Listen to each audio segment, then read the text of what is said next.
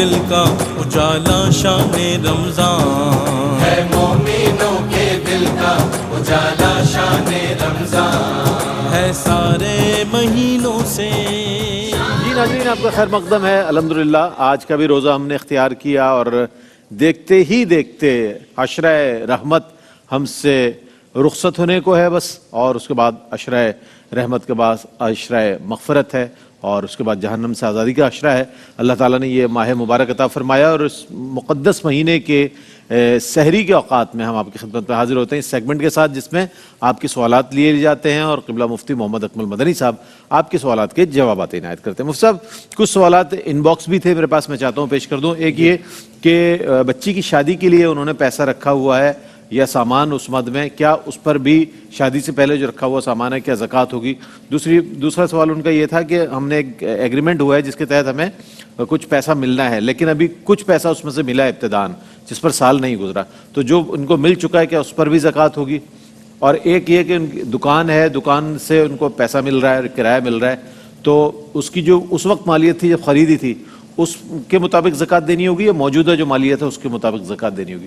ایک ہمارے شاہد بھائی نے سوال کیا تھا کہ کیو ٹی وی مستقل دیکھا جاتا ہے گھر میں، والدہ دیکھتی ہیں، اب اس پہ بسا اوقات تلاوت بھی ہو رہی ہے، نعتیں بھی ہے، قوالیے بھی اور دیگر پر، تو دوسرے لوگ جو بے ادبی ہوتی ہے نہیں سن پاتے توجہ سے، ان کے لیے کیا حکم ہے، یہ ذرا فرمائیے گا۔ جی میں عرض کرتا ہوں، دیکھیں بچی کے لیے جو سامان رکھا ہے اس کی نوعیت کیا ہے پہلے دیکھا جائے گا، یعنی وہ کس قسم کا ہے۔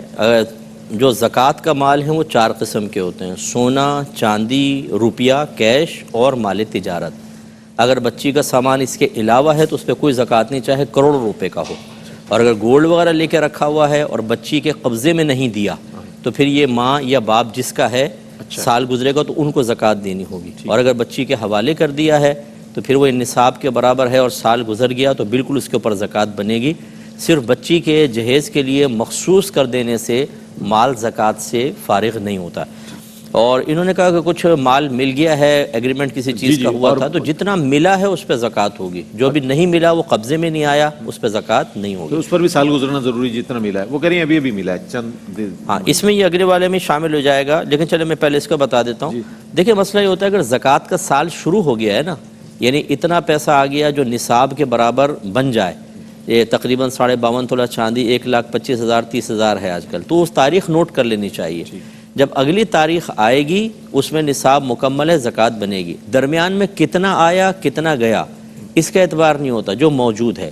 اس کا مطلب یہ ہوا کہ اگر ایک دن پہلے بھی مال آیا تو اسے کل مال کے ساتھ ملا کر اس پر زکوٰۃ ہوتی ہے، ٹھیک ہے۔ اور جو دکان آپ نے کرائے کی کہی، اس دکان پہ زکوٰۃ نہیں ہوگی، ٹھیک ہے، کرائے کے اوپر ہوگی۔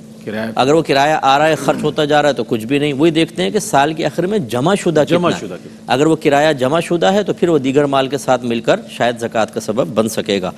اور یہ مجھ سے بھی شاہد صاحب نے ذکر کیا تھا، وہ اصل میں یہ کہ وہ لاؤڈلی وہ چلا لیتی ہیں، لوگ سو رہے ہوتے ہیں تب بھی وہ دیکھتی رہتی ہیں، تو میری ایسی والدہ سے میری گزارش ہے کہ آپ ضرور کیو ٹی وی دیکھیں، لیکن دوسروں کی نیند کا خیال کریں، کیونکہ حقوق العباد سے تعلق رکھتا ہے۔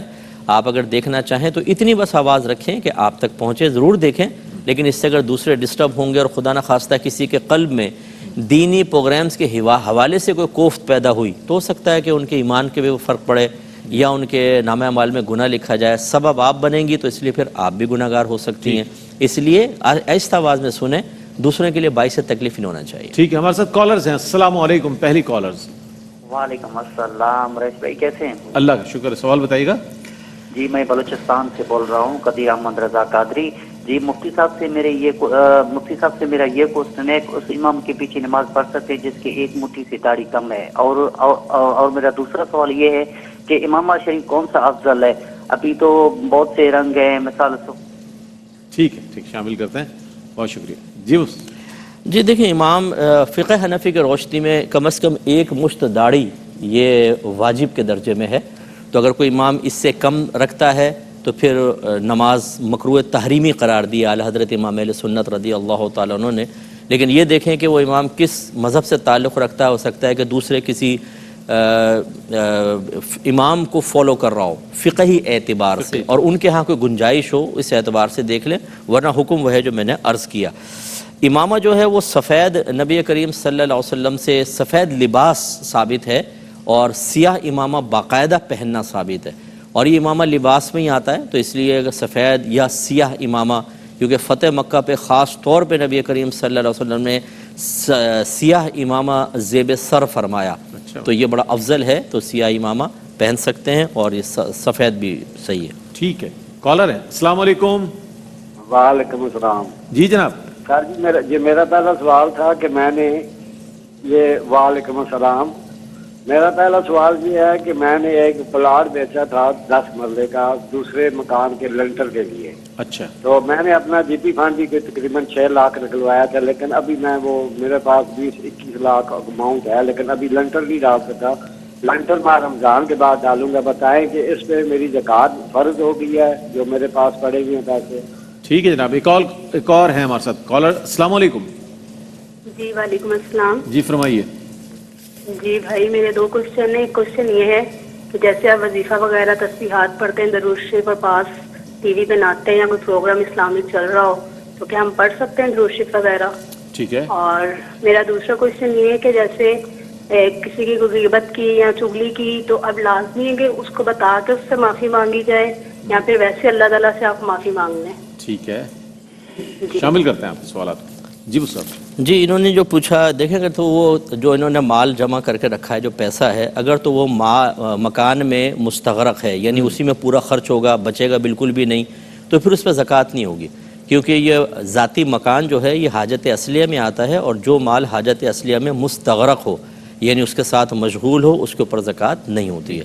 لیکن اس میں غلط فہمی یہ پیدا نہ ہو، بعض اوقات ہم فلیٹ بک کرا لیتے ہیں اور اس کی انسٹالمنٹس دے رہے ہوتے ہیں، یہ ایک الگ چیز ہوتی ہے، کیونکہ وہ سامنے والا پورے مال کا آپ کا مطالبہ نہیں کر سکتا، وہ کرنٹ منتھ کی ہی مطلب انسٹالمنٹ مانگے گا، اس کے باقی مال پر ہوگی زکوٰۃ۔ لیکن اگر یہ جیسے کہہ رہے ہیں ان کو اپنے سیمنٹ لانا ہے، بجری لانا ہے، لینٹر وغیرہ ڈالنا ہے، اس میں مشغول ہے مال، تو اس پہ زکوٰۃ نہیں ہوگی۔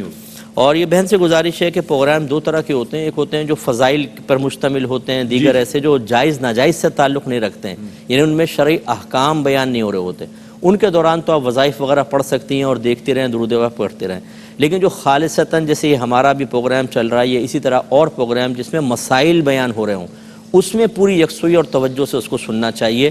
اس صورت میں کسی اور ذکر میں مشغولیت بھی منع ہے۔ وجہ اس کی یہ ہے کہ اس مشغولیت کی بنا پہ ذہن کچھ نہ کچھ اس کی طرف ہوتا ہے، تو پھر جائز ناجائز اور ناجائز بعض اوقات جائز سنائی دیتا ہے۔ اس لیے کئی بہن کہتی ہیں صاحب آپ نے ناجائز کہا تھا، لیکن مسئلہ یہ میں کہتا ہوں بھائی میں نے بالکل نہیں کہا، وہ سننے میں ایسا آ جاتا ہے بعض اوقات۔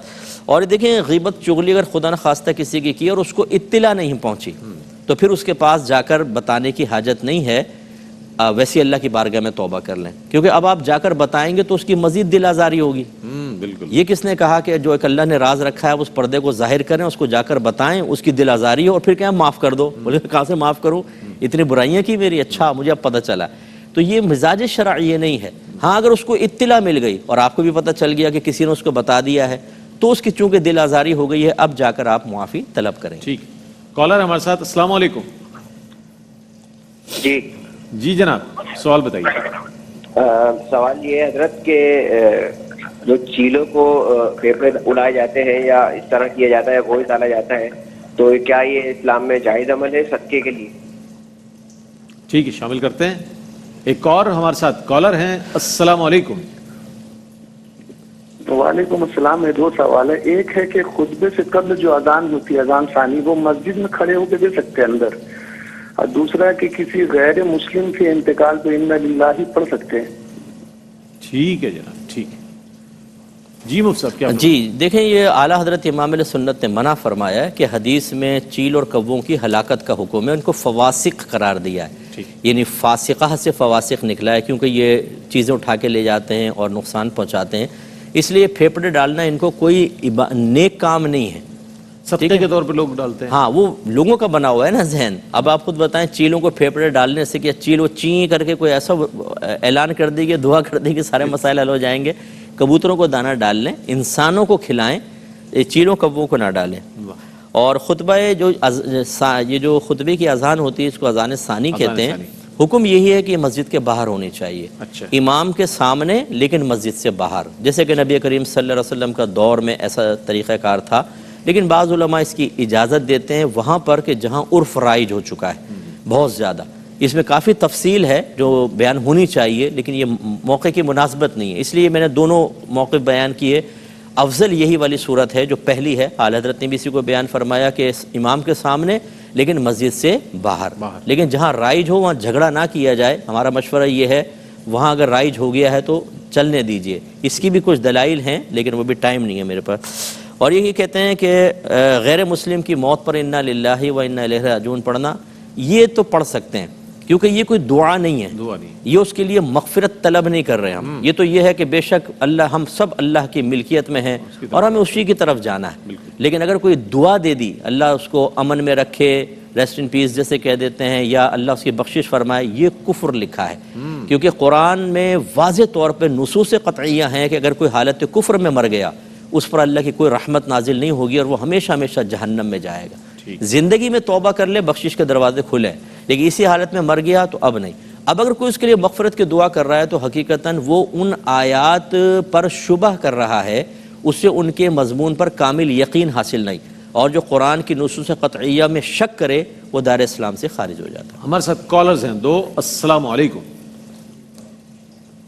السلام علیکم۔ وعلیکم السلام، سوال بتائیے گا۔ جی میرا سوال یہ ہے کہ میرے والد صاحب بیمار ہیں اور میری جو بھائی ہیں وہ ظاہر اپنی جاب پہ ہوتی ہیں، تو کہ میں کیا میں ان کو نہلا سکتی ہوں؟ ٹھیک ہے، ایک اور کالر ہے۔ السلام علیکم۔ وعلیکم السلام۔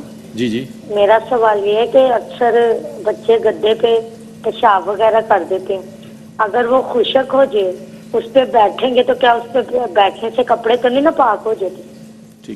ٹھیک شامل کرتے ہیں۔ اچھا سر، یہ دو سوالات، اور ایک یہ سوال کہ جو زکوٰۃ کا مال ہے چاہے وہ راشن ہے یا کسی اور جنس میں، وہ کسی غیر مسلم کو دیا جا سکتا ہے؟ یہ بھی ایک سوال تھا، یہ فرمائیے۔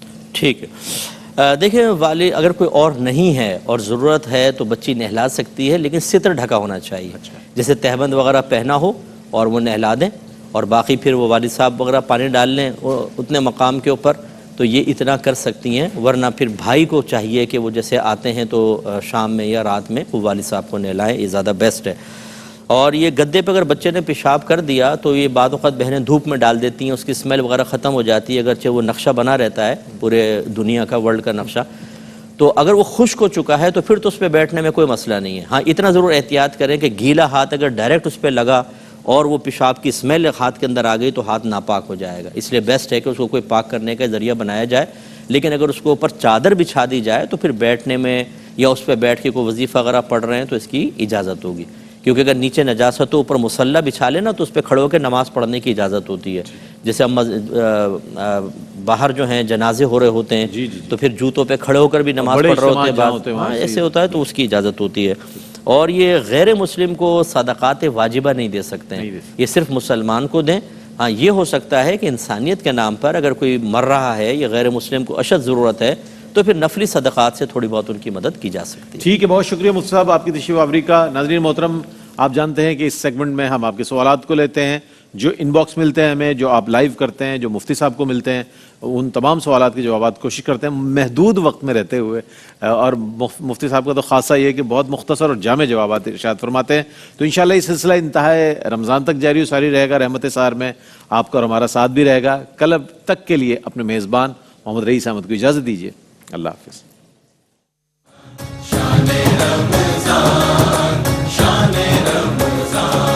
ہے مومنوں کے دل کا اجالا شان رمضان، ہے مومنوں کے دل کا اجالا شان رمضان، ہے سارے مہینوں سے، ہے سارے مہینوں سے نرالا شان رمضان، ہے مومنوں کے دل کا اجالا شان رمضان۔